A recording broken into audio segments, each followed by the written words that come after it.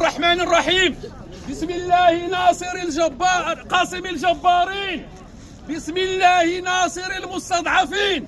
الأحباب الكرام، المطلوب والمقصود من هذه الوقفة على أن فلسطين ما تنساش، على أن فلسطين راها جزء من الدين ديالنا. اللي نسى فلسطين راه نسى الدين ديالنا، اللي باع فلسطين راه باع الدين ديالنا.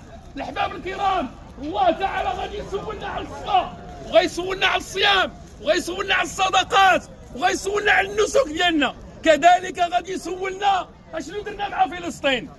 شي واحد غيقول لنا واش حرزوا فلسطين؟ حنا ماشي كنحرروا فلسطين، كنحرروا نفوسنا من السكات، كنحرروا نفوسنا من الهوان، كنحرروا نفوسنا من الخوف، كنحرروا نفوسنا اننا ما نعيشوش مع العاده الجارفه، كنحرروا نفوسنا اننا ما نكونوش مع القطيع، مع الناس اللي كينساو فلسطين. هذا هو الهدف من هذا الشيء، راه ماشي الهدف هو اننا نحرروا فلسطين.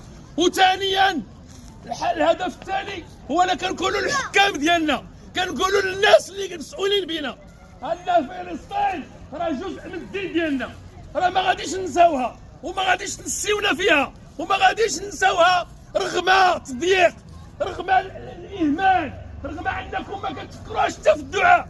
اللهم ان هذا منكر، اش من دين هذا؟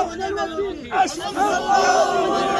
من دين؟ اش من دين؟ حسبنا الله ونعم الوكيل، حسبنا الله ونعم الوكيل. الأحباب الكرام، اش من دين هذا اللي الناس كتقتل عامين سنتين والارواح ديال الناس كتزهق وما تفكروهمش في دعاء؟